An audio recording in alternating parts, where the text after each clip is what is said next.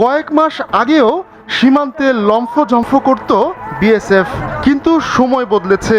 এখন চুন থেকে পান খসলেই তার পাল্টা জবাব দিচ্ছে বিজিবি। কাশ্মীর নিয়ে পাকিস্তানের সঙ্গে সাম্প্রতিক উত্তেজনায় বাংলাদেশের সঙ্গেও সীমান্ত অঞ্চলে এভাবে বারবার প্রতিরোধের মুখে পড়ায় চাপে রয়েছে ভারত।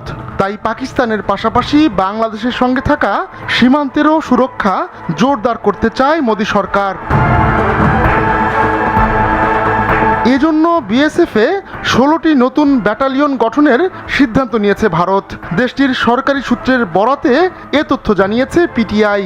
নতুন এই ব্যাটালিয়নে 17,000-এর বেশি সদস্য নিয়োগ দেওয়া হবে।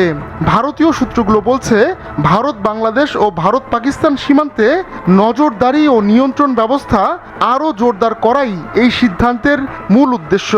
সীমান্তে একাধিক দায়িত্ব পালনের কারণে বিএসএফের ওপর বাড়তি চাপ বেড়েছে। তবে নতুন ব্যাটালিয়নগুলো গঠন করা হলে সীমান্ত পাহারায় নিযুক্ত বাহিনীর উপর চাপ কমবে। তারা আরও দক্ষতার সঙ্গে নিরাপত্তা রক্ষা করতে পারবে। এছাড়া ভারত সরকার দুটি নতুন সেক্টরাল হেডকোয়ার্টার স্থাপনেরও সিদ্ধান্ত নিয়েছে। একটি জম্মুতে, যা পাকিস্তান সীমান্তে নজরদারির কেন্দ্র হিসেবে কাজ করবে। অপরটি মিজোরামে, যা বাংলাদেশ সীমান্ত ঘিরে গোয়েন্দা তথ্য সংগ্রহ ও বিশ্লেষণে গুরুত্ব দেবে। এই অফিসগুলোর মাধ্যমে সাইবার গোয়েন্দা কার্যক্রম, সীমান্তবর্তী গ্রামগুলোর উপর নজরদারি, ড্রোন চিহ্নিতকরণ ও মাদক পাচার রোধে বিশেষ অভিযান পরিচালনা করা হবে বলেও জানা গেছে। পিটিআই বলছে, সাম্প্রতিক বেশ কয়েকটি ঘটনায় ভারত বেশ উদ্বিগ্ন। বিশেষ করে বাংলাদেশের সঙ্গে রাজনৈতিক দূরত্ব ও আস্থার ঘাটতি বেড়েছে।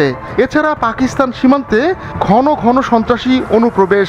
সব মিলিয়ে নিজেদের সীমান্তে আরও কড়াকড়ি আরোপের মাধ্যমে ভারত হয়তো বাংলাদেশ পাকিস্তানকে বার্তা দিতে চাইছে, এমনটাই বিশ্বাস বিশ্লেষকদের।